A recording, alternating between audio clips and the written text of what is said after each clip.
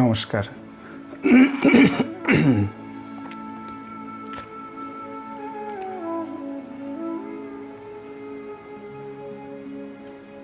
অনেকদিন পরে আজকে আমাদের আবার দেখা হচ্ছে। মাঝখানে দুটো সপ্তাহ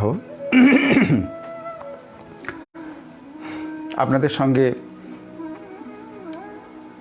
দুটো রোববার গেল, দুটো বার দেখা হয়নি। তো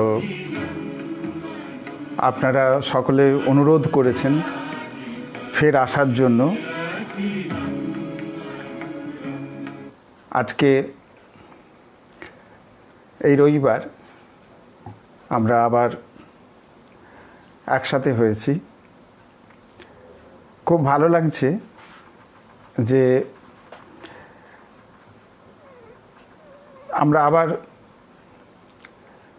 একটুখানি, সবসময় তো সরাসরি দেখা যায় না, আসা যায় না, তো এভাবেই আমরা কাছাকাছি আসতে পারি। আজকের আমাদের আলোচনার বিষয় ছিল ধর্মজীবন।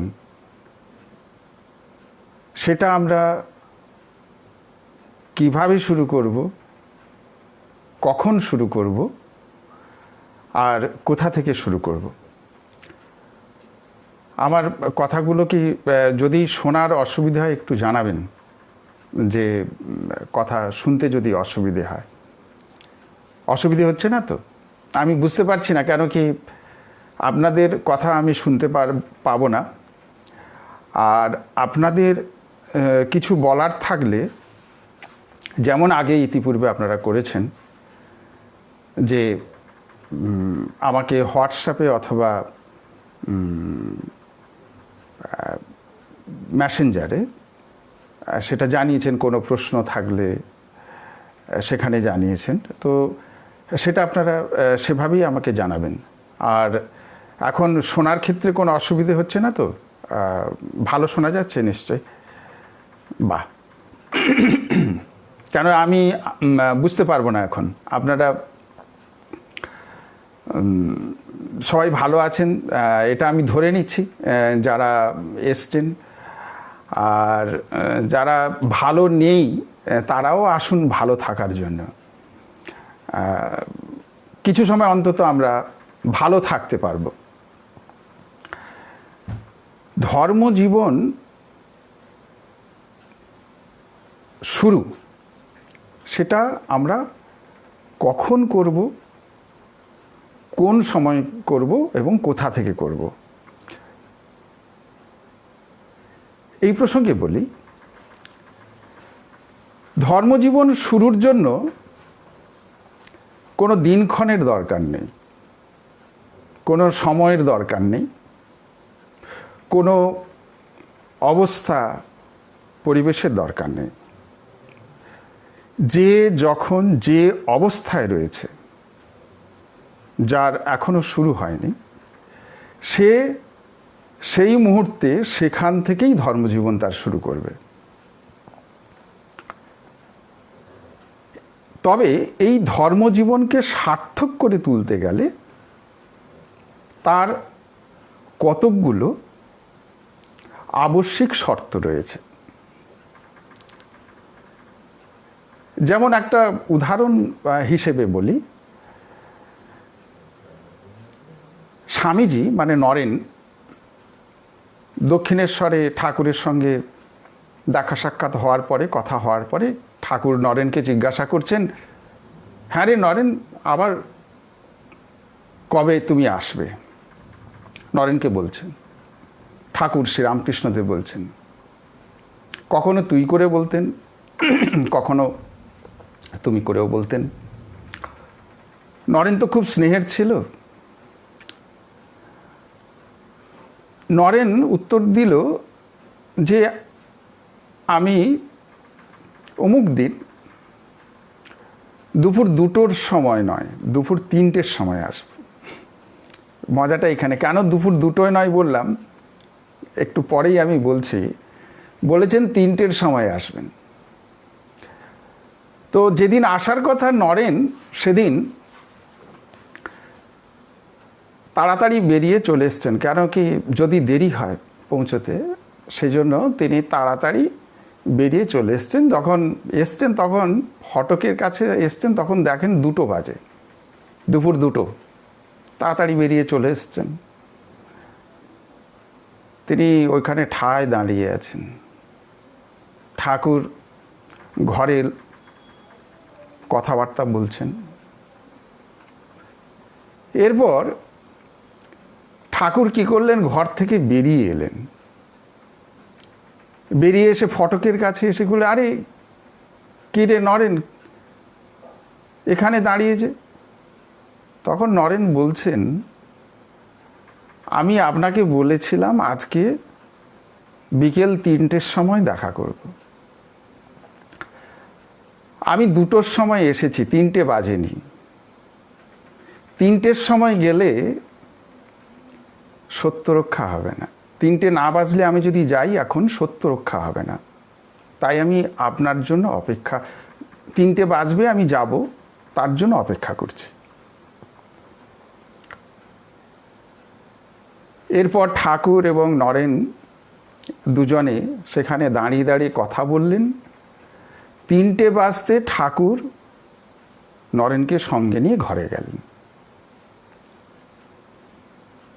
এবারে বিষয়টা ভাবুন, আমরা হলে কি করতাম?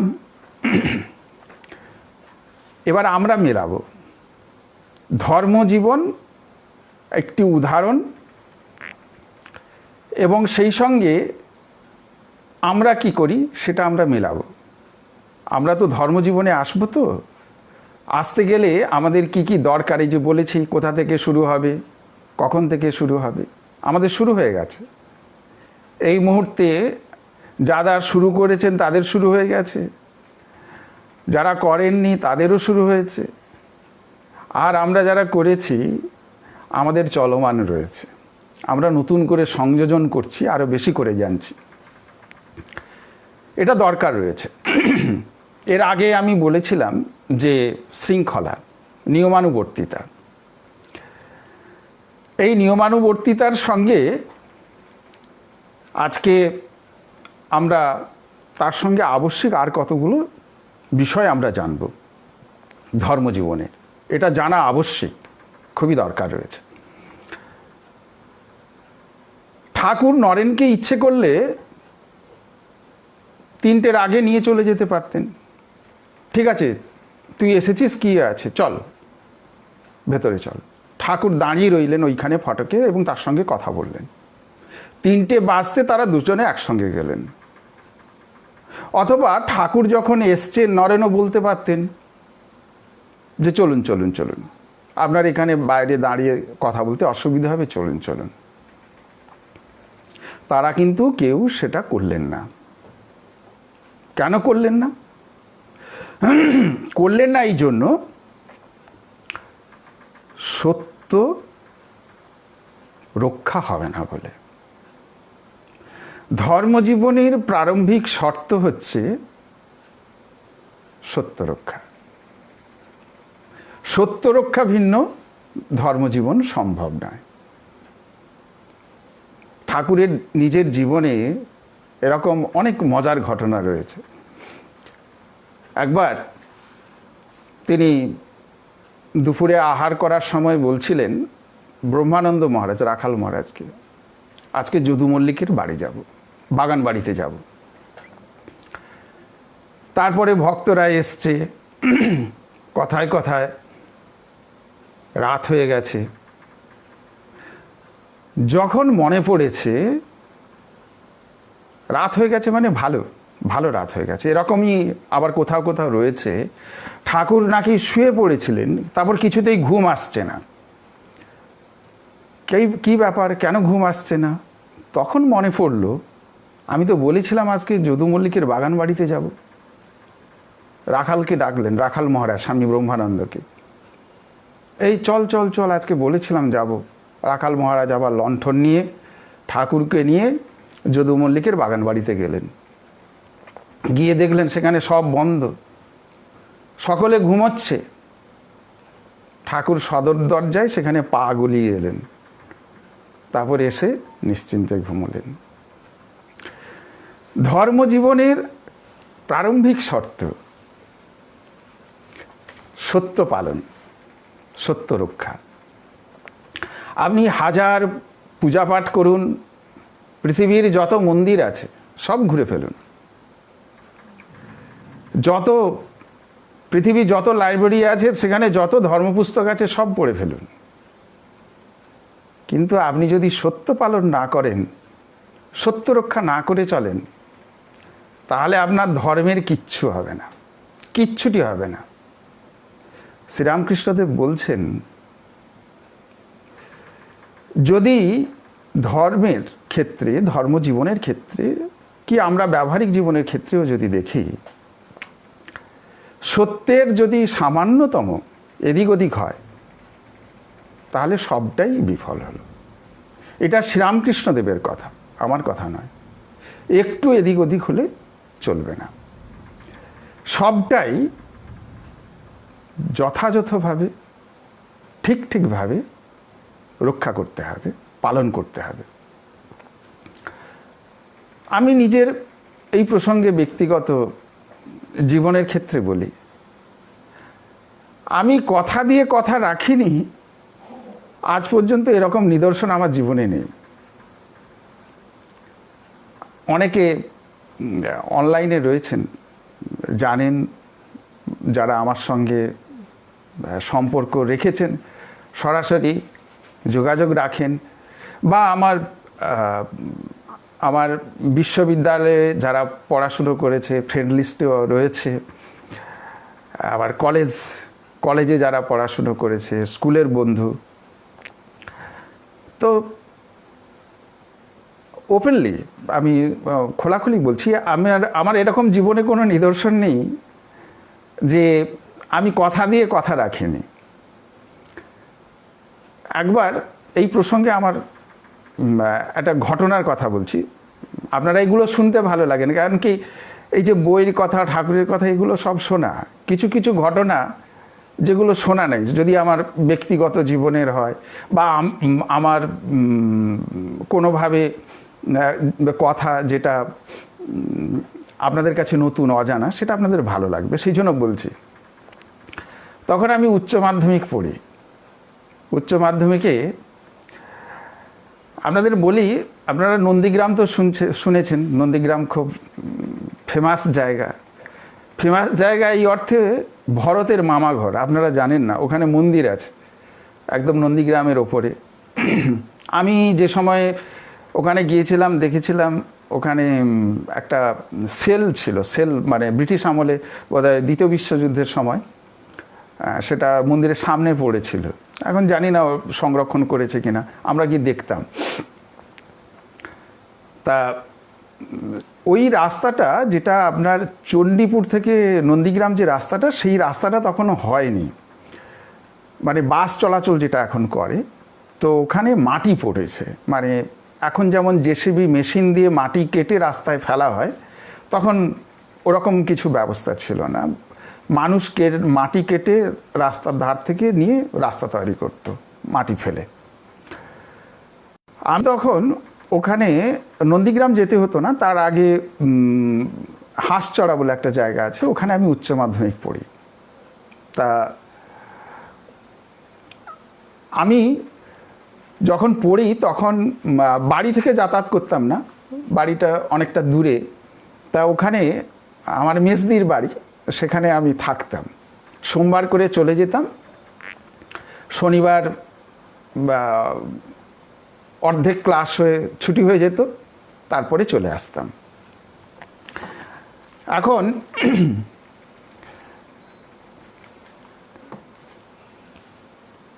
একদিন হয়েছে ঘটনা,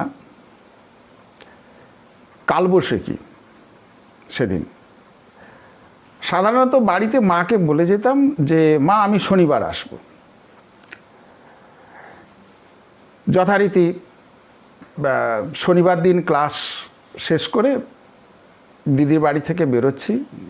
দিদি জামাইবাবু বলছেন যে মেঘ উঠেছে খুব কালো করে উত্তর পশ্চিম কোণে, এখনই বৃষ্টি আসবে, তোমার যাওয়া চলবে না।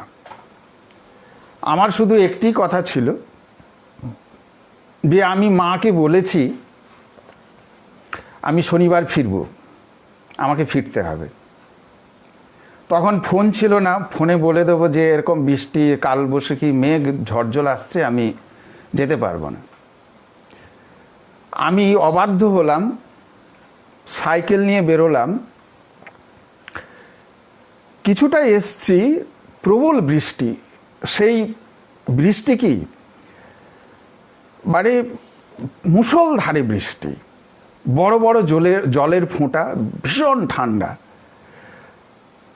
কোথাও দাঁড়াইনি, এই জন্য দাঁড়াচ্ছি না, যদি দাঁড়াই তো সাইকেল আর চালানো যাবে না। তখন রাস্তাঘাট মাটির কাদা, অনেকখানি রাস্তা। বিকেলে বেরিয়ে বহু কষ্টে কিছুটা আসার পর বৃষ্টি থেমে গেছে, রাস্তা কাদা হয়ে গেছে। তখন আর রাস্তা দিয়ে আসা যায় না, ধান কাটা হয়ে গেছে, মাঠ ফাঁকা, ধানের গোড়াগুলো রয়েছে। মাঠের মধ্যে দিয়ে সাইকেল ঠেলে ঠেলে আনছি আর মাঝে মাঝে কাদা ছাড়াচ্ছি। একটা কাঠি নিয়েছি, খুঁচিয়ে খুঁচিয়ে সাইকেলের কাদাগুলো ছাড়াচ্ছি। শীতে তো কাঁপুনি, খিদেও পেয়েছে, রাতও হয়ে গেছে, খুব খারাপ অবস্থা, ভীষণ ডিস্ট্রেসড কন্ডিশন। তো ওই অবস্থায় যখন পৌঁছলাম বাড়ি, তো সবাই খেয়ে ঘুমিয়ে পড়েছে, অনেকটা রাত হয়ে গেছে। আমি কাঁপছি, জ্বরও এসে গেছে। কাঁপছি বলতে ভীষণ, তখন জ্বর এসে গেছে অলরেডি। তা মা দরজা খুললেন। তো তারপরে পাক্কা 15 দিনের জ্বরে পড়েছিলাম, নিউমোনিয়া হয়ে গেছিল। কি না, ওই যে বলেছিলাম যে আমি ফিরব, যদি না ফিরতাম জ্বরে পড়তে হতো না। ওই স্মৃতি আজকে যেটা রোমন্থন করে বলছি, সেই কষ্টকর যে দিন, সেটা এইভাবে এখনো মনে থাকতো না আর কি। কষ্টটা হয়েছিল বলে মনে ছিল। শুধু কিছু না, একটি কথা, যে আমি যেহেতু বলেছি যে আমি শনিবার ফিরবো, তো আমাকে ফিরতে হবে, মেঘ হোক বৃষ্টি হোক। মানে এটা ওই জানি না, দামোদর পার করেছিলেন বিদ্যাসাগর মহাশয়, তো সেখানে অনেক কষ্ট, অনেক দুর্যোগ, কিন্তু আমি এই দুর্যোগ যে অতিক্রম করেছিলাম, খুবই ভয়ঙ্কর, মারাত্মক। অনেক গভীর রাত হয়ে গিয়েছিল, সেই বিকেলবেলা বেরিয়েছিলাম, পৌঁছতে গভীর রাত হয়ে গিয়েছিল এবং খুব কষ্ট পেয়েছিলাম। তো সেই জন্য বলছি যে ধর্মজীবনের, তখন আমি অনেক ছোট, ঠাকুরের যে কথা বললাম জীবনের, স্বামীজির যে জীবনের কথা বললাম, তখন এই সব কথার সংস্পর্শে আমি সেভাবে তখনও অত গভীরভাবে উপলব্ধি করিনি, বুঝিনি। কিন্তু ছোট থেকে এটা গেঁথে নিয়েছিলাম, আমি যেটা বলবো আমাকে সেটা করতে হবে। ইভিন এই যে আপনারা আমাকে দেখছেন সাধু হিসেবে, সাধু জীবন, সাধু হওয়া, এটাও আর কিছু নয়, নিছক শুধুমাত্র কথা রক্ষার্থে চলে আসা। যখন এসেছিলাম তখন 18 বছর মাত্র বয়স, মাত্র 18+। কলেজে অনার্স সবে ভর্তি হয়েছে, ভাবুন। তো সেটা একদিন বলবো, অতীতের পুরনো কথা। তো এটি বলার এই জন্যই প্রয়োজন, ধর্মজীবনের আমরা প্রারম্ভিক শর্ত হচ্ছে আমরা সত্য রক্ষা করব, সত্য পালন করে চলব। সত্যের একটু এদিক ওদিক হওয়া মানে সমস্তটাই কেচে যাওয়া, সমস্তটাই নষ্ট হয়ে যাওয়া। এটা আমার কথা নয়, স্বয়ং শ্রীরামকৃষ্ণদেবের কথা। এবারে বলি, এবারে কোন জায়গা থেকে বলবো? একদম আমরা জীবন শুরুর প্রাক মুহূর্ত থেকে আমরা আলোচনা করব। এটা দরকার রয়েছে, প্রয়োজনীয়তা রয়েছে। যারা সংসারে রয়েছেন, ছাত্রছাত্রী হিসেবে পড়াশুনো করছে ছেলেমেয়েরা, তারা প্রত্যেককে চান যে আমার সন্তান সন্ততি ভালো হোক। আপনারা সেটা কখন চাইছেন? সন্তান কিছুটা বড় হওয়ার পর, যখন স্কুলে পাঠাতে যাচ্ছেন, বড্ড চঞ্চল, বড্ড জেদ, এসবের বিষয়গুলো, সমস্যাগুলো যখন আসছে, তখন আপনারা এই জিনিসটা অনুভব করছেন যে ছেলের একটু কিছু পরিবর্তন হওয়া দরকার, একটু ঠিক করা দরকার। এই প্রসঙ্গে যারা সংসারে আগামী দিনে প্রবেশ করবেন, যারা পিতামাতা হিসেবে আগামী দিনে দায়িত্ব সামলাবেন, তারা শুনে রাখুন। কিংবা যারা বিবাহ বন্ধনে এখনও আবদ্ধ হননি, হবেন, তাদের জানা দরকার। আর যাদের সন্তান সন্ততি আপনাদের নিয়ন্ত্রণের বাইরে অন্যরকম হয়ে গেছে, কেন হয়ে গেছে? এই বিষয়টা স্বামীজি কি বলেছেন আমরা সেটা একটু জেনে নিই। আপনি কি আপনার ভবিষ্যৎ সন্তানটির জন্য প্রার্থনা করেন? আমাদের শাস্ত্র এরূপ বলে যে গর্ভকালীন প্রভাবকে নিয়ন্ত্রণ করো, মাতৃত্ব হইতে বিরাট দায়িত্ব আসে।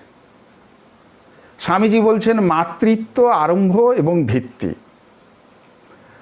বলছেন গর্ভবাসকালীন প্রভাবের দ্বারা স্থিরীকৃত হয় সন্তান ভালো হবে কি মন্দ হবে। ভাবুন কথাটা, সন্তান গর্ভে আসার সময়, তার প্রাক মুহূর্তে এবং আসার পরে সেই সময় প্রভাব কি রয়েছে তার উপর নির্ভর করছে আপনার সন্তান ভালো হবে কি মন্দ হবে। খুব মন দিয়ে শুনুন এটা। স্বামীজি বলছেন শুভ এবং অশুভ এই দুটো উদ্দেশ্য নিয়ে সন্তান পৃথিবীতে আসে। বলছেন জন্মকালীন শুভ সংস্কারের প্রভাব সবচেয়ে বেশি। শিশু জন্মগ্রহণ করে হয় দানব রূপে, নয় দেবতা রূপে। আমাদের শাস্ত্র এই কথাই ঘোষণা করেছে, স্বামীজি সে কথাটাই বলছেন। শিক্ষা এবং বাকি সব কিছু সব পরে। আপনারা দেখতে পাচ্ছেন নানা খবর কাগজে, মিডিয়াতে উচ্চশিক্ষিত ডক্টরেট ডিগ্রি যারা নেবে, তারা তাদের রিসার্চ স্কলার হিসেবে তাদের সঙ্গে রয়েছেন, এরকম ব্যক্তিত্ব। কিন্তু সেখানে আমরা কি দেখছি? একটু অন্যরকম বিষয় দেখছি। অর্থাৎ এটা বলছি যে শিক্ষাটা হচ্ছে পরে। স্বামীজি যে কথা বলতে চেয়েছেন, শিক্ষাটা পরবর্তীতে আসছে, জন্মের পরে। বাকি সংস্কার আসছে তার আগে, গর্ভবাসকালীন অথবা তার পূর্বে। অর্থাৎ এখানে স্বামীজি এটাই বলতে চাইছেন যে আমাদের জীবনে কোনো পিতামাতা, মানে আমাদের জীবনে বলতে আমাদের পিতামাতারা, তারা যদি কোনো সন্তান আকাঙ্ক্ষা করেন, তারা যেন প্রার্থনার মাধ্যমে করেন, ভগবানের কাছে নিরন্তর যাতে প্রার্থনা করেন যে প্রভু তুমি আমাকে সুসন্তান দাও। প্রার্থনা ব্যতীত যে সন্তান, স্বামীজি বলছেন, আমাদের শাস্ত্র বলছেন, সে কোনো এক অসতর্ক মুহূর্তে এসে গেছে, তার আশা পৃথিবীতে রোধ করা যায়নি, তো সে সন্তান কি করে দেবতারূপে নিজেকে প্রতিষ্ঠিত করবে বা দেবতারূপে নিজেকে আসীন করবে?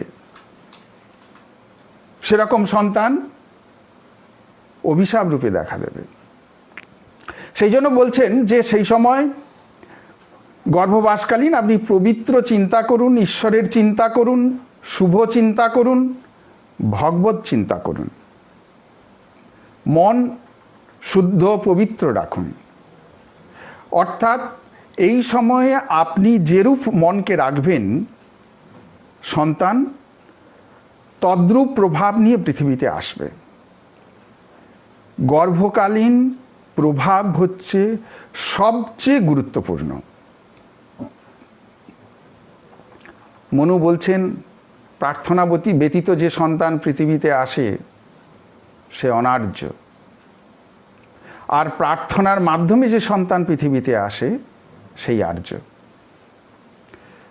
স্বামীজি আরও বলছেন, আমার জন্মের জন্য আমার পিতামাতা বৎসরের পর বৎসর কত পুজো, কত উপবাস করিয়াছেন। প্রত্যেক সন্তানের জন্মের পূর্বে পিতামাতা ভগবানের নিকট প্রার্থনা করেন। মহান স্মৃতিকার মনু আর্যের সংজ্ঞা দিতে গিয়ে বলছেন, আর্য কাকে বলে এর সংজ্ঞা দিতে গিয়ে বলছেন, প্রার্থনার ফলে যাহার জন্ম সেই আর্য, প্রার্থনা ব্যতীত যে শিশুর জন্ম মনুর মতে সে অনার্য। সন্তানের জন্য প্রার্থনা করিতে হয়। অভিশাপ মস্তকে লইয়া যে শিশু জগতে আসে তাহারা যেন এক অসতর্ক মুহূর্তে আসিয়া পড়ে, কারণ তাহাদের আশা রোধ করা যায় নাই। এরূপ সন্তানের নিকট কি আশা করা যেতে পারে? আপনারা ইহা চিন্তা করিয়া দেখুন, আপনাদের অন্তরের অন্তঃস্থলে ভাবিয়া দেখুন, আপনারা কি প্রকৃত নারী হইতে প্রস্তুত? দুঃখ কষ্ট জর্জরিত আমাদের জগতে এই মরজীবনে গর্ববোধ করিতে কে সাহস করে? ঈশ্বরের অনন্ত শক্তির নিকট আমরা কতটুকু? তথাপি আজ আপনাদের আমি এই প্রশ্ন করিতে চাই, ভবিষ্যৎ সন্তানটির জন্য কি আপনারা সকলে প্রার্থনা করেন? মাতৃত্ব লাভ করিয়া কি আপনারা ঈশ্বরের নিকট কৃতজ্ঞ? মাতৃত্বের জন্য আপনারা কি নিজেদেরকে শুদ্ধ পবিত্র মনে করেন? নিজেদের মনকে জিজ্ঞাসা করুন। যদি আপনারা ওইরূপ বোধ না করেন, তবে আপনাদের বিবাহ মিথ্যা, মিথ্যা আপনাদের নাতৃত্ব, আপনাদের শিক্ষা কুসংস্কার মাত্র। আর প্রার্থনা ব্যতীত যদি সন্তান জন্মগ্রহণ করিয়া থাকে, তবে তাহা মানব জাতির অভিশাপ হইবে। আজকে আমরা জগতে যে অভিশাপ রূপে যে সন্তানদের দেখছি, আপনারা নিশ্চিত জানুন এই সন্তানরা সব প্রার্থনা ব্যতীত সন্তান। সেই কারণে বললাম, ধর্মজীবনটা কখন শুরু হবে? বৈবাহিক জীবনের পরে সন্তান সন্ততি কিছুটা বড় হয়ে যাবে তারপরে? না, আমি আগেই বললাম, ধর্মজীবনটা যে যেখানে রয়েছে সে সেখান থেকে, সেই মুহূর্ত থেকে শুরু করতে হবে। স্বাভাবিকভাবে আপনাদের মনে খুব প্রশ্নটা এসছে যে আপনারা আমার কথা শুনতে কি কিছু অসুবিধে হচ্ছে? তাহলে জানাবেন।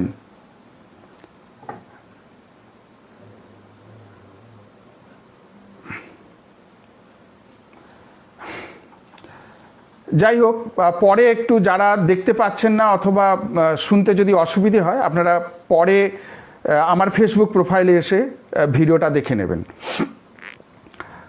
যেটা বলছিলাম যে কথা, সেটি হচ্ছে যে যাদের সন্তান অলরেডি এসে গেছে, বড় হয়ে গেছে, সেক্ষেত্রে কি করবেন? আমাকে অনেকেই প্রশ্ন করেছেন। আমি প্রত্যেকের নাম উল্লেখ করে করে আমি বলছি না, আমার এই কথার মধ্য দিয়ে আপনারা আপনাদের উত্তর পেয়ে যাবেন, আপনারা সেখান থেকে নিতে পারবেন, আপনাদের প্রশ্ন আপনারা উত্তর পেয়ে যাবেন অলরেডি। যে তাহলে কি করবেন? যদি তাহলে তাকে বোঝাবেন, তাকে উপযুক্ত করে গড়ে তোলার চেষ্টা করবেন, অবশ্যই মারধর করে নয়, ভয় ভীতি প্রদর্শন করে নয়, নিজেকে আদর্শ স্থানীয় হিসেবে দৃষ্টান্ত স্থাপন করে। কিভাবে? নিয়মিত ঠাকুরের কাছে প্রার্থনা করবেন যাতে সন্তানের সুমতি সুবুদ্ধি হয়। শুধু সন্তানের জন্য নয়, আপনি বাড়িতে যে কারুরই যদি দেখেন যে একটু অন্যরকম, আপনি তার জন্য প্রার্থনা করবেন যাতে সুমতি সুবুদ্ধি হয়। এটা দরকার রয়েছে। সে মানে না ভগবান, সে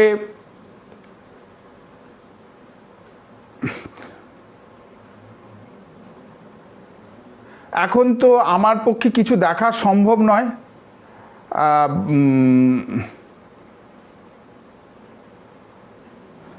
এখন যদি আমি দেখতে যাই কোনো একটু সমস্যা হয়ে যাবে।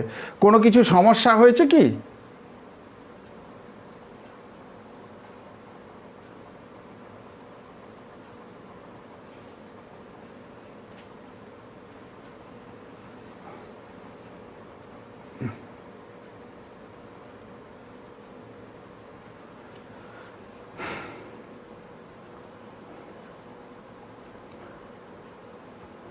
না, ফেসবুকে কোনো লিঙ্কের কিছু সমস্যা একজন বললেন। হ্যাঁ, আমি কন্টিনিউ করছি। যা হবে আপনারা এটা দেখতে থাকুন, এটা শুনতে থাকুন।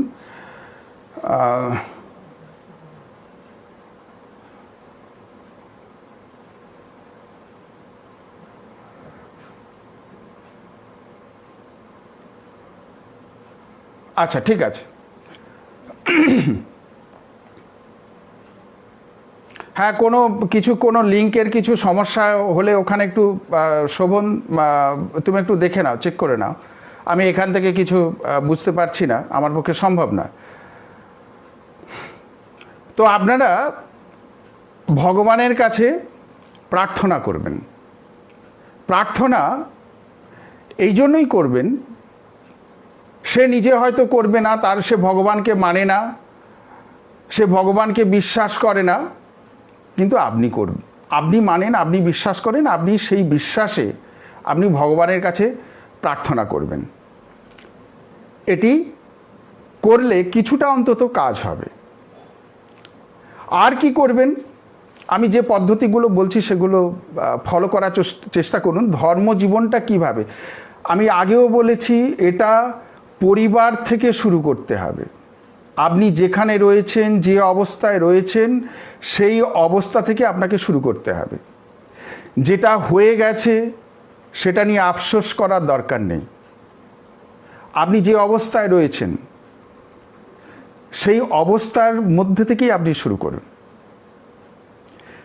আর এটা আপনি যত দ্রুত করতে পারবেন তত আপনার পক্ষে, আপনার প্রিয়জনদের পক্ষে, আপনার পরিবারের সকলের পক্ষে শুভ। এখানে আমি যে কথাগুলো বললাম, ধর্মজীবনের প্রারম্ভিক ভিত্তি হচ্ছে সত্যকে অবলম্বন করে চলা। এটা আপনাকে চলতে হবে।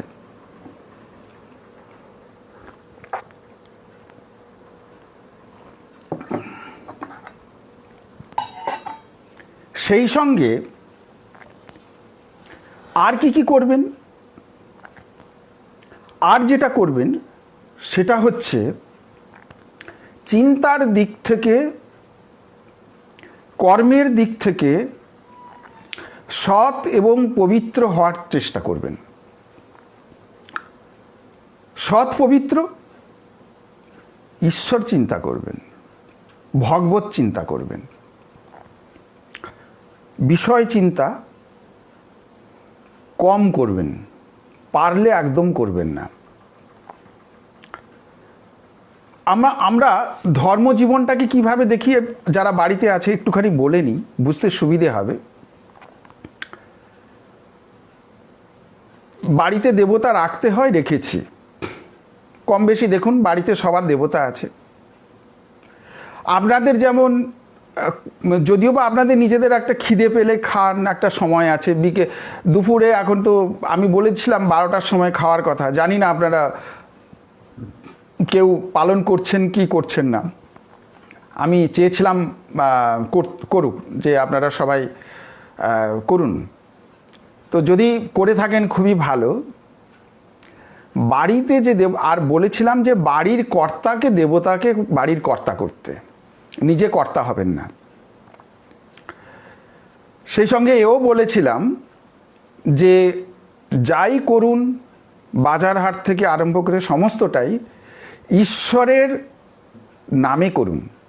আপনার বাড়ির কর্তা ঈশ্বর, যাই কিছু করুন আমার ঠাকুরের সেবার জন্য, বাড়ির প্রধান, মনে মনে এই চিন্তা থেকে করবেন। বাড়ির কোনো সদস্যদের চিন্তা থেকে করবেন না। লিস্ট নিয়ে যাবেন, লিস্ট মোতাবেক বাজার করুন, কিন্তু যে যেটা ভালোবাসে সেটা বাড়িতে এসে রান্না হবে, সে রান্নায় তারা খাবে। তবে সেটা হওয়ার আগে ভালো জিনিসগুলো সমস্ত কিছুই ঈশ্বরকে নিবেদন করে খাবেন। ঈশ্বরকে কিভাবে নিবেদন করবেন? বলে আমরা তো মন্ত্রতন্ত্র জানি না, নিবেদনের মন্ত্র কি করে নিবেদন করব? আমরা তো দিই, ঠাকুরকে দিই, ছোট্ট গ্লাস আছে, ছোট বাটি আছে, সেখানে নকুল দানা দিই, একটু করে জল দিই। ছোট ঠাকুরও ছোট, তার গ্লাস বাটিও ছোট, তো ঠাকুর তো ওই খায়। আপনি ভাবুন, বাড়ির কর্তা, আপনার বাড়ির কর্তা, আপনি তাকে ওই রকম ছোট গ্লাসে জল দেবেন, নকুলদানা দেবেন, আর বাড়ির কর্তা খেয়ে সন্তুষ্ট হয়ে থাকবে বেঁচে? আপনি ভাবুন তো।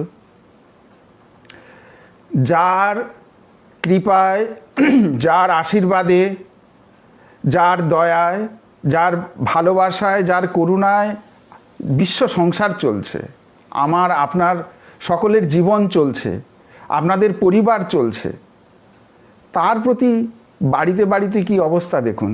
তার থাকার জায়গাটা ছোট্ট, সব কিছু ছোট ছোট, সকলের সব কাজ হয়ে গেলে তারপর তার সেবা যদি সময় হয়। কেউ বিকেলবেলা দুপুর 2টোর সময় সব কাজ গুছিয়ে তারপরে, কেন এমনটা করা যায় না? আগে তার কাজটা শেষ করে তারপরেই সব কাজ শুরু হলো, করা যেতে পারে তো। আর ওইভাবে নকুলদানা এসব ছোট ছোট আপনারা দিন, আমি বারণ করছি না। সেই সঙ্গে আপনারা যা খাবেন, খাওয়ার টেবিলে বসে, কি আপনারা যারা মাটিতে বসে খান, মেঝেতে বসে খান, যে যেখানে যেভাবে বসে খান, তো সেই সময় ওই খাওয়ার জায়গাটা আপনি ঈশ্বরকে নিবেদন করবেন মনে মনে, চোখ বন্ধ করে বলবেন, ঠাকুর তুমি গ্রহণ করো। মনে মনে ভাববেন যে ঠাকুর এসে খেলেন। তারপর ঠাকুরকে বলবে যে তুমি যাও তোমার জায়গায়। তুমি আপনি দেখলেন যে ঠাকুর এসে খেলেন, তারপরে প্রসাদ হলো, আপনি গ্রহণ করলেন। এভাবে যে অন্ন গ্রহণ, যে কোনো খাওয়ার, যা কিছু, সেটা প্রসাদ হয়ে যায়। আর যাদের দীক্ষা হয়ে গেছে, গুরুর নির্দেশ মোতাবেক তাদের নির্দেশিকা রয়েছে, তো হৃদয়ে সবার ইষ্ট রয়েছেন, সেখান থেকে তিনি হৃদয়ে খাইয়ে দেবেন, নিবেদন করে দেবেন, তারপরে গ্রহণ করবেন। বাইরে বেরিয়েছেন কিংবা বাড়িতে দেরি হয়ে গেছে, আজকে ঠাকুর ঘরে গিয়ে, ঠাকুর মন্দিরে গিয়ে ঠাকুরকে নিবেদন করার সময় নেই, খাওয়ার জায়গায় বসে করুন, কিন্তু না খাইয়ে নিজে খাবেন না। আর ওর জন্য বেশি সময় লাগবে না, 2 মিনিট, তাতেই করুন। ঠাকুর তো দেখছেন, অন্তর্যামী, তিনি হৃদয়ে বসে আছেন, তো তিনি সব দেখতে পাচ্ছেন, আমাদের সকল সুবিধে অসুবিধেগুলো তিনি সব কিছু মাফ করে দেন, কনসিডার করে দেন। অতএব হ্যাঁ, প্রতিদিনের রান্না যাই হবে তাই করবেন, নিষ্ঠার সঙ্গে করুন, আন্তরিকতার সঙ্গে করুন। শুধু দেখবেন নিজেদের রান্নার বাসনপত্রগুলো আর নিজেরা যে এঁটো থালায় খান সেটা যাতে এক হয়ে না যায়। অর্থাৎ যে বাসনে রান্না করেন সেই বাসনে আপনারা নিজেরা খেতে যাবেন না। অনেকে হয় কি রয়েছে একটু কড়াতে কিংবা বাটিতে করলো, এতেই আমরা নিয়ে খেয়ে নিই, ওটা করবেন না। আস্তে আস্তে একটুখানি পরিবর্তন করে নেবেন। আর যাদের এরকম নেই, যারা এরকম তো থাকতে পারে খুব অভাবের মধ্যে, হয়তো একটাই বাটি, সেটাতেই সে রান্না করবে, সেটাই ঠাকুরকে নিবেদন করবে, তাতেই খাবে, তাতে তার কোনো দোষ নেই। আপনার মনের মধ্যে যদি কোনো দ্বিধা না থাকে আপনি সেটা করতে পারেন। ইভিন এই প্রসঙ্গে বলি, অনেকেই প্রশ্ন করেন যে মায়েদের কোনো শারীরিক অসুবিধের সময় তিনি পুজো করতে পারবেন কি না, ঠাকুর ঘরে যেতে পারবেন কি না, নিবেদন করতে পারবেন কি না। সব করা যাবে। মনে দ্বিধা না থাকলে, মনে দ্বিধা না এলে আপনি সমস্ত কাজই করতে পারবেন। সবটাই আপনার হৃদয়ে দেবতা বসে আছেন, ইষ্ট বসে আছেন। তিনি বাইরে যত না প্রকাশিত, আপনার হৃদয়ে, আপনার দেহের মধ্যে তার অবস্থান সবচেয়ে বেশিভাবে, সবচেয়ে প্রকাশ বেশিভাবে। আপনার হৃদয় মন্দির, তার বৈঠকখানা, এটা ভুলে গেলে চলবে না। তো যেখানে তিনি বসে আছেন, যেখানে অবস্থান করছেন, তা আপনার দেহ মন্দির, তো সেই দেহ অপবিত্র হয় কি করে? ভুল হচ্ছে। আর আপনি বাইরে বাহ্যিকভাবে যাকে প্রতিষ্ঠা করেছেন সেখানে গিয়ে আপনি অশুদ্ধ অশুচি ভাব মনের মধ্যে আনছেন, এটা ঠিক হচ্ছে না। এটা ধর্ম আচরণের ক্ষেত্রে, পালনের ক্ষেত্রে ত্রুটি হয়ে যাচ্ছে। তার কারণ তিনি এই দেহে, এই হৃদয় মন্দিরে অবস্থান করছে, এটা ভুলে গেলে চলবে না। এটা মনে প্রাণে একদম গেঁথে নিন। তিনি দেখেন মন, তিনি দেখেন অন্তর, কি দিচ্ছেন, কি করছেন, এটা তার কাছে গুরুত্বপূর্ণ নয়। এ জগতে যা কিছু সবই তো তার। এই যে গাছের ফুলটি দেবেন, তুলসী পাতা দেবেন, বেল পাতা দেবেন, জল দেবেন, কিংবা দোকান থেকে একটু মিষ্টি কিনে নিয়ে এসে দেবেন, কিংবা বাড়িতে বানিয়ে নিয়ে দেবেন, এ সব তো তার। আপনার দেওয়ার কি আছে? আপনার একান্তভাবে দেওয়ার, আপনার নিজস্ব, সেটা হচ্ছে আপনার ভালোবাসা, আপনার মন, আপনার আন্তরিকতা, আপনার অনুরাগ। আপনি জলটাই দিন, আপনি তুলসী পাতাটা দিন, আপনি বেল পাতাটা দিন, আপনি মিঠাইটা দিন, যাই দিন, সেটা ভালোবাসা মিশ্রিত করে দিন, অনুরাগের সঙ্গে দিন। তিনি এতেই তৃপ্ত। ঘটনাগুলো শোনেননি? বিদুরের কুটিরে শ্রীকৃষ্ণ গেছেন, বিদুরের স্ত্রী অস্থির হয়ে উঠেছেন, কি দেবেন, কি দেবেন, কি খাওয়াবেন, কি খাওয়াবেন। প্রভু এসছেন। অনেক খোঁজাখুঁজির পর একটা মাটির ভাঁড়ের মধ্যে থেকে কতগুলো কলা পাওয়া গেল। সেই কলাগুলোর কিরূপ অবস্থা? একেবারে পচে গিয়ে শুকিয়ে উপরটা, খোসাটা কালো হয়ে গেছে। খোসাটা কালো হয়ে গেছে, শক্ত কালো হয়ে গেছে। তো তাই বিদুরের স্ত্রী ভাবছে, যাই হোক কিছু তো পাওয়া গেছে, তাই দিয়ে প্রভুর নিবেদন হবে। তো তিনি শ্রীকৃষ্ণের কাছে বসে, প্রভু আপনি গ্রহণ করুন।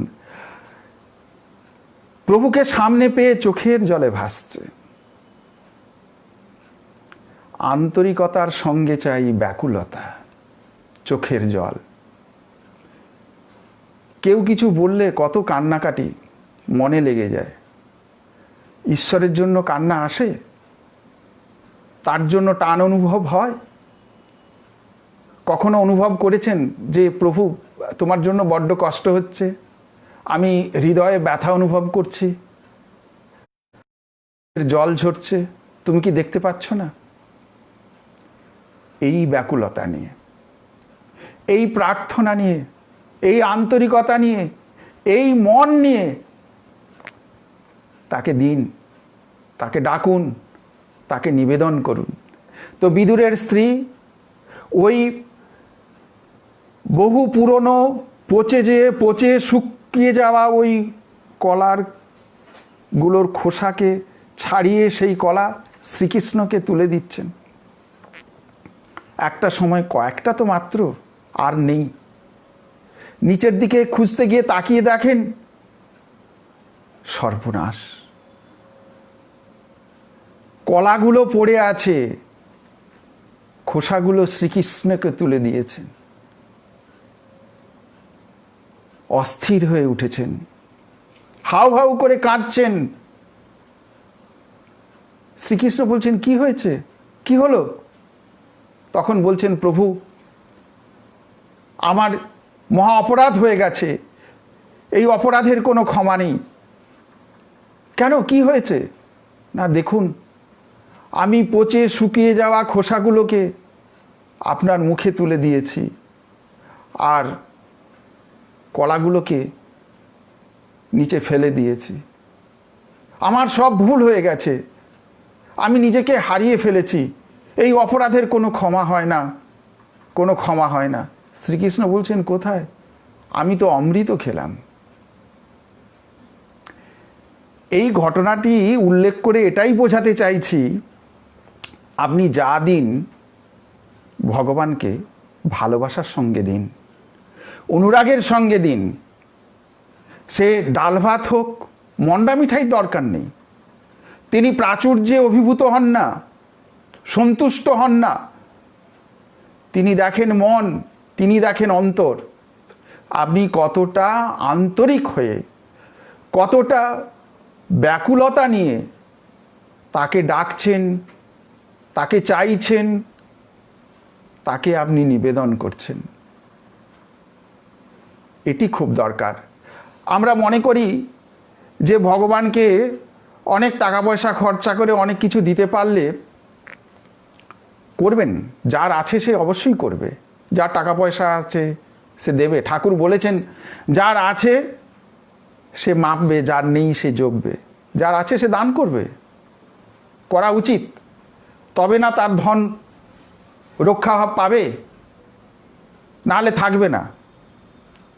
উপার্জনও যেটা হচ্ছে সেটা ঠাকুরের কৃপায় হচ্ছে, আর সেটাকে সংরক্ষণ করতে গেলে ঈশ্বরের জন্য কাজ করতে হয়। অবশ্যই করবেন, তাতে কোনো বিরোধ নেই, কিন্তু যাই করুন আন্তরিকতার সঙ্গে করুন, ভালোবাসার সঙ্গে করুন, ব্যাকুলতার সঙ্গে করুন। কোনো অহং নয়, কোনো প্রচার নয়, কোনো নাম যশ উচ্চাকাঙ্ক্ষার জন্য যেন না হয়। আপনার ডান হাত যেন জানতে না পারে বাম হাত কি করছে, বাম হাত যেন জানতে না পারে ডান হাত কি করছে। আপনি নীরবে করুন, ঢাক পিটিয়ে নয়। তার কারণ তিনি এসবগুলো একদম পছন্দ করেন না। আমি মূল কথাগুলো বলে যাচ্ছি। ধর্মজীবনের শুরু অর্থাৎ প্রস্তুতি, এই যে বললাম ধর্মজীবন, তার কবে শুরু, কখন শুরু, কোথা থেকে শুরু, আমরা এই প্রসঙ্গে আলোচনা করছি। কেউ একজন জিজ্ঞাসা করছিল আজকের বিষয় কি। আজকের বিষয় এটাই। তো আমাদের শুরুটা কিভাবে, আমরা এভাবেই শুরু করব। আর কি, বাড়িতে দৃষ্টিভঙ্গি নিয়ে আসুন। কি দৃষ্টিভঙ্গি? আজকে আমাকে একজন প্রশ্ন করেছিলেন, আমি এখানে কারোর নাম উল্লেখ করব না বলে দিয়েছি, তিনি থাকতেও পারেন, যে মহারাজ যদি সবাইকে একভাবে দেখতে হয়, আমি আমার স্ত্রীকে যেভাবে দেখি, তাহলে অন্যের স্ত্রীকে আমার স্ত্রী ভাবলে তো মুশকিল আছে। ওনাকে আমি বলেছি যে আপনি অপরের স্ত্রীকে আপনার গর্ভধারিণী মা জ্ঞানে দেখুন, আপনার গর্ভধারিণী মা হিসেবে দেখুন। বাড়িতে এখন এই পরিস্থিতিতে, এই অবস্থা থেকে, এই সময় থেকে প্রত্যেক পিতামাতা এই দর্শনটাই নিন। শ্রীরামকৃষ্ণদেব এসেছিলেন, আমার মতে আমি যেভাবে দেখেছি, দুটো দিক শ্রীরামকৃষ্ণ দেবের আসার পেছনে ইম্প্যাক্ট। এক হচ্ছে ভেদাভেদ দূর করা, ভেদ জ্ঞান দূর করা। ভেদাভেদ বলতে সম্প্রদায়ে সম্প্রদায়ে, মতবাদে মতবাদে জাতিতে জাতিতে, ধর্মে ধর্মে, মানুষে মানুষে এই বিভেদ দূর করার জন্য শ্রীরামকৃষ্ণদেবের আশা। আর আমরা তো বিভেদের শেষ নাই। কেন না, আমি অনেক রকম প্রশ্নের সম্মুখীন হই, আমি বুঝি জানি বলেই বলছি যে আমরা আমাদের ভেদ জ্ঞানটা শ্রীরামকৃষ্ণদেব, শ্রীমা সারদা দেবী এবং স্বামী বিবেকানন্দ এসেছিলেন, এদের যে মতবাদ, শ্রী শ্রী মা বলছেন আমজাদও আমার যেমন ছেলে, শরৎও তেমন ছেলে। আর আমরা কি করি? সাধুতে সাধুতে বিভেদ করি, প্রতিষ্ঠানে প্রতিষ্ঠানে বিভেদ করি। এর চেয়ে লজ্জার আর কি হতে পারে বলুন? ভক্তমণ্ডলীও তাই তদ্রূপ। আজ সকলে নয়, তারা এরকম বিচার। কোন প্রতিষ্ঠান, কীরকম প্রতিষ্ঠান? আপনি কাউকে, কেউ নদীতে পড়েছে, আপনি তুলবেন, সে রামকৃষ্ণ ভাবাদর্শে সুস্নাত কি সুস্নাত নয় সেই বলে তাকে নদী থেকে তুলবেন, না আপনি ঝাঁপিয়ে পড়বেন? তো যারা রামকৃষ্ণ ভাবাদর্শের মধ্যে বিভেদ সৃষ্টি করে, রামকৃষ্ণ ভাবাদর্শ প্রতিষ্ঠানের মধ্যে বিভাজন সৃষ্টি করে, তো তারা হিন্দু মুসলমান, তারা হিন্দু খ্রিস্টান, তারা মানুষে মানুষে বিভাজন দূর করবে কি করে? আমার তো মনে হয় সঠিক যে দর্শন, তার যে মূল্যায়ন এবং তার যে আমাদের জীবনে প্রতিফলন, আদর্শের সঙ্গে বাস্তব মিলছে না। সেই জায়গাতে যারা আপনারা আমার কথা শুনছেন, তারা আপনারা ভাববেন এই কথাগুলো। স্বামীজি বলেছেন অভেদ দর্শনই ধর্ম, ভেদ দর্শনই পাপ। তো আপনি যখনই বলছেন, আমি যদি বলি আচ্ছা এটা কি এই প্রতিষ্ঠান, এটা কি এই আদর্শে পরিচালিত, আপনি বিভাজন করছেন। আপনার মনের মধ্যে যদি থেকে থাকে যে আমি এই প্রতিষ্ঠান হলে এগোবো, এই প্রতিষ্ঠান হলে এগোবেন না, আপনি সেই অর্থে আপনি জানুন। কিন্তু কোনো প্রতিষ্ঠানকে কিংবা কোনো ভাবাদর্শের মধ্যে বিভাজন সৃষ্টি করে ছোট করবেন, তার জন্য নয়। আমরা সবাই প্রাইভেট, আবার সবাই গভর্নমেন্ট। আমাদেরকে মাঝে মাঝে শুনতে হয় যে এটা কি প্রাইভেট? আচ্ছা গভর্নমেন্ট কোনটা? Public sector. আমরাও পাবলিক সেক্টরে রয়েছি। এখানে 80Gটা যেটা রয়েছে, ব্যক্তিগতভাবে কোনো প্রতিষ্ঠানকে 80G দেওয়া হয় না। 80G দেওয়া হয় পাবলিক হলে পরে, পাবলিক প্রতিষ্ঠান বলেই দেওয়া হয়েছে। তো রামকৃষ্ণ আশ্রম, ঠাকুর বাড়ি, রামকৃষ্ণ মা সারদা, স্বামী বিবেকানন্দের ভাবাদর্শে পরিচালিত।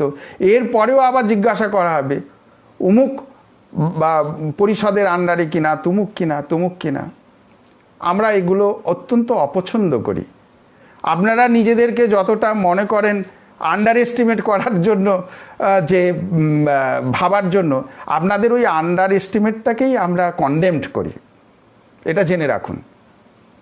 আর আপনারা যখন বলেন, আমি যেই বলে কি প্রাইভেট, আমি বললাম তো আচ্ছা এটা কি government? Private sector private sector, government sector government sector. Under estimate করে কিছু বলতে যাবেন না, আগে জেনে নিন, বুঝে নিন, তারপরে বলুন। কেন কি আপনার এই জানা বোঝা ভাবার মধ্যে আমি যে জায়গাটায় টোকা দিতে চাইছি, আপনাদের মাথায় ধাক্কা দিতে চাইছি, আপনার ব্যবহারে, আপনার কথায় যেন অন্যে আহত না হয়, এটি আপনি মাথায় রাখবেন। ভাবাদর্শ, রামকৃষ্ণ বিবেকানন্দ ভাবাদর্শ কোনো গোষ্ঠী, কোনো ব্যক্তি, কোনো প্রতিষ্ঠানের কারুর একচেটিয়া সম্পত্তি নয়।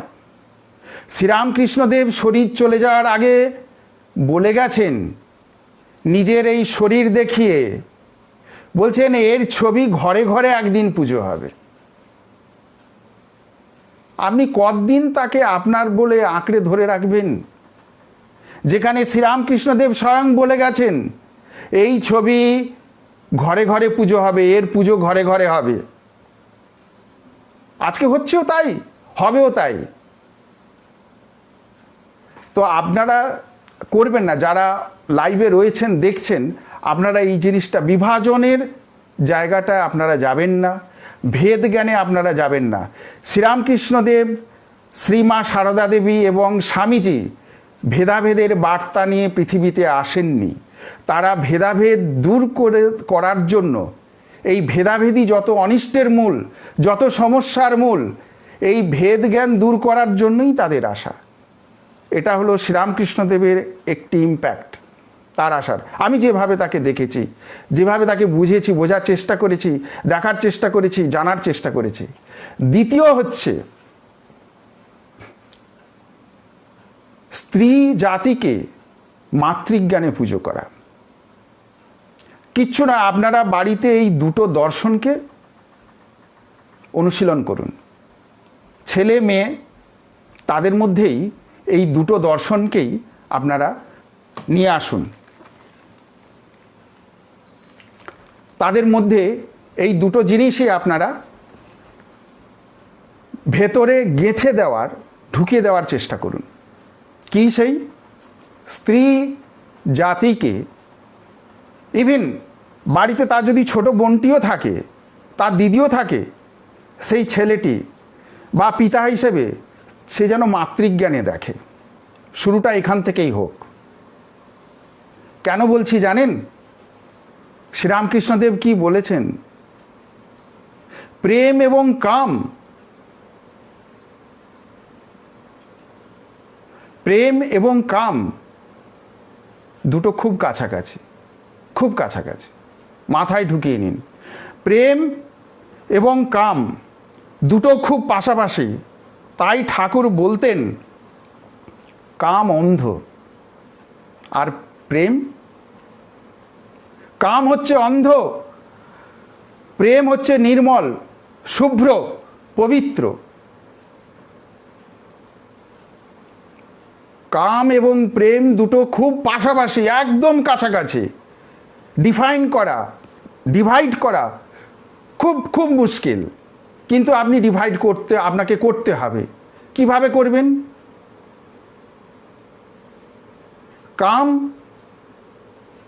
হচ্ছে অন্ধকার দিক আর প্রেম আলোর দিক। কাম হচ্ছে অন্ধ, প্রেম হচ্ছে নির্মল, ভাস্বর। আপনার মধ্যে যতক্ষণ মানুষ বুদ্ধি রয়েছে, আপনি কাম হিসেবে দেখবেন। আর এই মানুষ বুদ্ধি যখন আপনার মধ্যে ভগবত বুদ্ধিতে এসে গেছে, আপনি সেটাকে প্রেম হিসেবে দেখবেন। আজকে আমরা নতুন কথা একটা শিখলাম, জানলাম। প্রেম কোনটা? আমি যদি মানুষকেই ভগবত বুদ্ধিতে দেখি, ঈশ্বর বুদ্ধিতে দেখি, ঈশ্বর চেতনায় দেখি, ঈশ্বরের রূপ হিসেবে দেখি, ঈশ্বরের অংশ হিসেবে দেখি, আপনার পরিবারে যে সন্তানটি এসেছে, যে যে ভাই বোনের সম্পর্ক, সে যেন তার ভাই যেন তার বোনকে কিংবা দিদিকে দেখছে, এ স্বয়ং মহামায়া, স্বয়ং জগদম্বা কিংবা আমার গর্ভধারিণী, ওইটুকুনও দেখলে হবে। চেষ্টা করুক, আগে ওইভাবেই চেষ্টা করুক। আমার গর্ভধারিণী মা যেমন, আমার এই দিদি কিংবা বোনটিও সেরকম।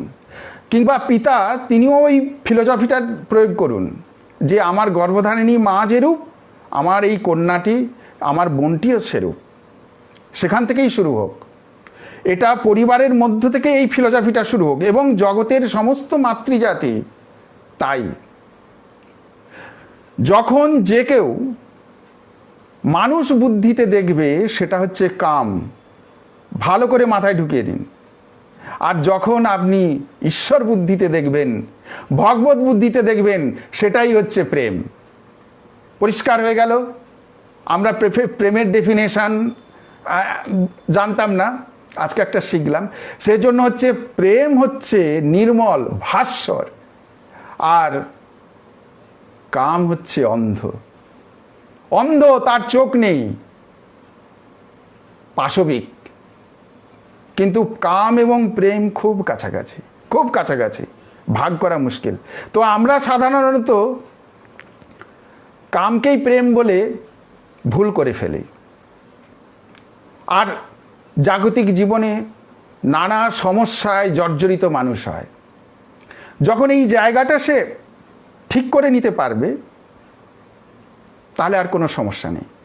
একজন স্বামীও যদি তার স্ত্রীকে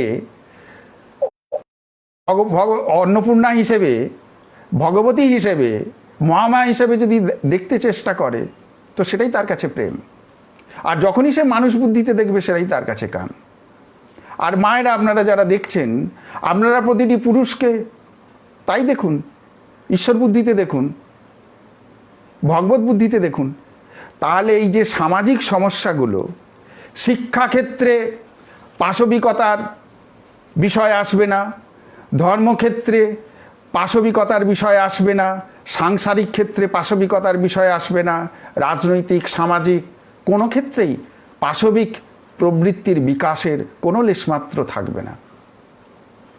এটা সংসারের ভেতর থেকেই শুরু করতে হবে, মা বাবাকে শুরু করতে হবে, বাকি সবাইকে শুরু করতে হবে। মা বাবারা যদি শুরু করে পরিবারের মধ্যে এই দৃষ্টিভঙ্গি, এই ভাবাদর্শ, সন্তান সন্ততি তা থেকেই শিখবে। সেই জন্য বললাম যে আপনি দৃষ্টান্ত হিসেবে স্থাপন করুন।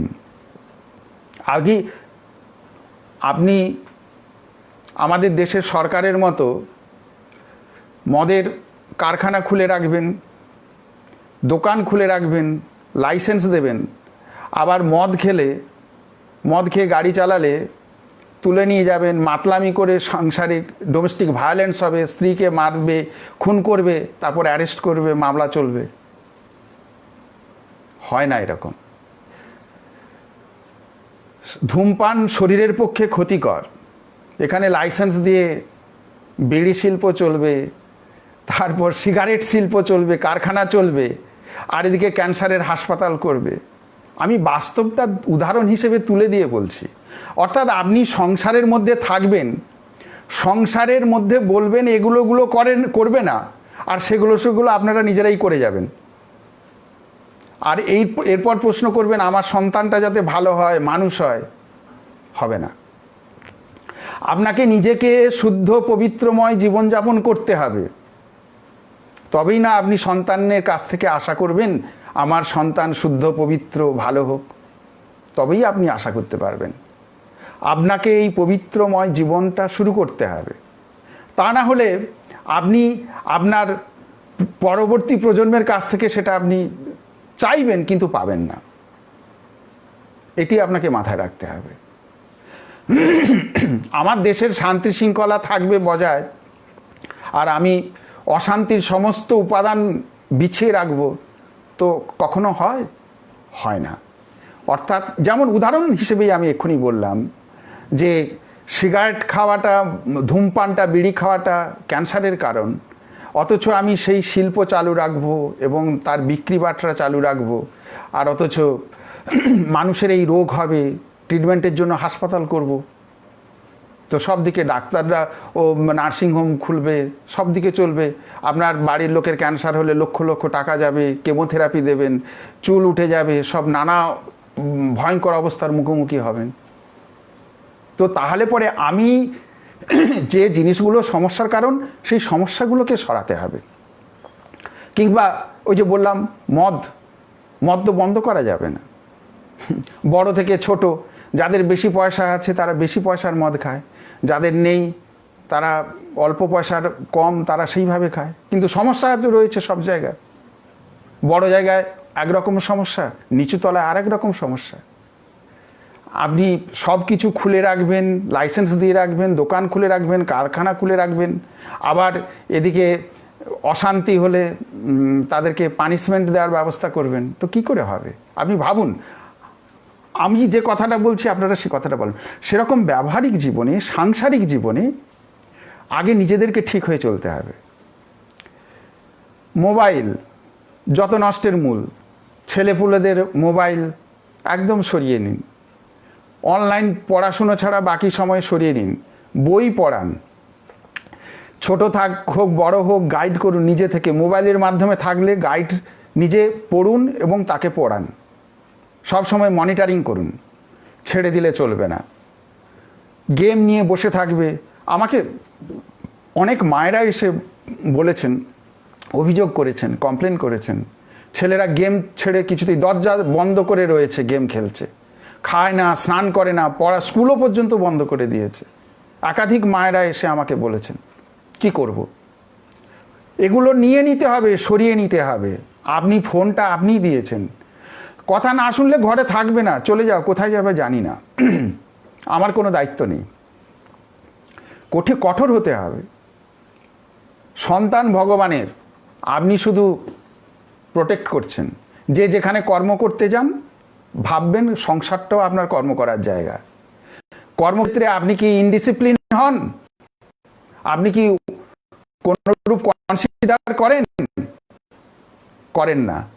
তাহলে এই ক্ষেত্রে কাজ করবেন, ক্ষেত্রেও আপনি করা চলবে না, এটি রাখতে হবে। অর্থাৎ ধর্ম জীবন মানে একদম হেলাফেলা ফেলনা জীবন নয়। ধর্ম জীবন হচ্ছে অনুশীলনময় শৃঙ্খলাবদ্ধ জীবন। আর একটা জিনিস, ধর্মজীবনের একটা ভাব হচ্ছে, আমি বলেছিলাম যে এলোমেলো।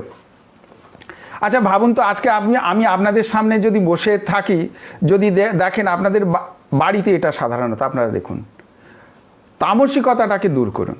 এখানে সেখানে এলো, বাইরে থেকে এলো, এখানে একটা জুতো, ওখানে একটা জুতো, ওখানে একটা জামা, ওখানে প্যান্ট ঝুলছে না।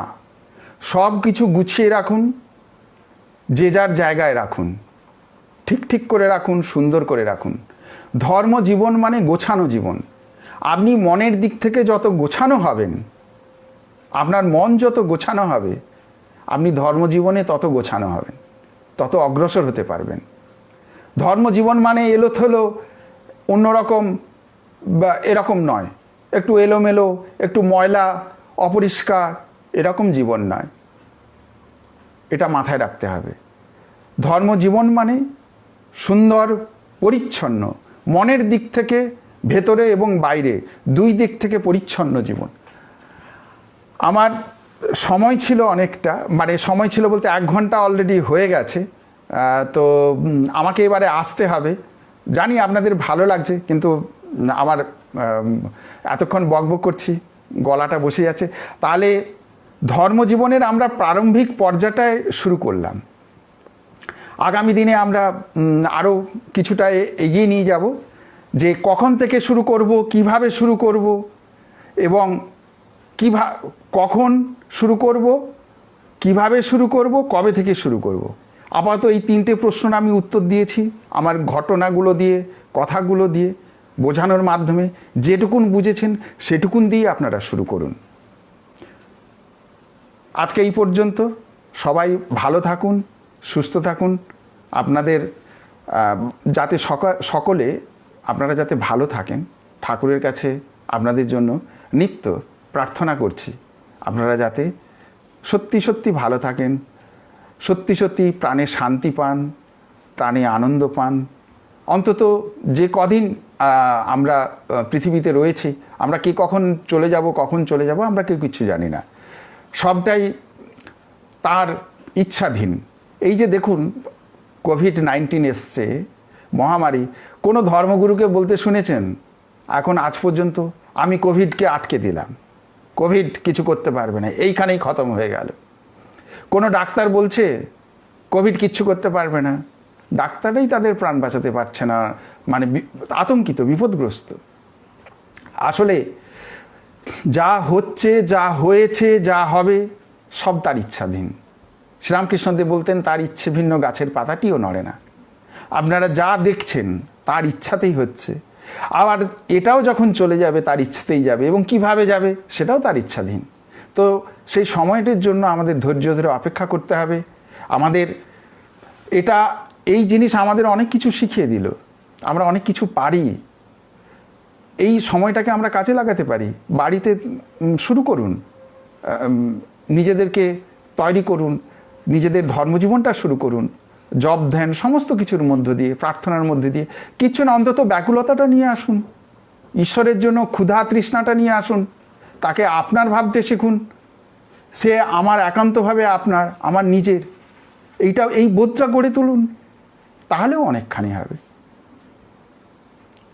সকলে জন্য শ্রীরামকৃষ্ণের চরণে, শ্রী শ্রী মায়ের চরণে, স্বামীজির চরণে আপনাদের সর্বাঙ্গীন মঙ্গল, কল্যাণ প্রার্থনা, এবং প্রাণে তিনি আনন্দ দিন, শান্তি দিন, আপনাদেরকে সুস্থ রাখুন, ভালো রাখুন। এই প্রার্থনা জানিয়ে আজকে বিদায় নিচ্ছি। নমস্কার। জয় রামকৃষ্ণ। শুভায় ভবতু, শুভায় ভবতু।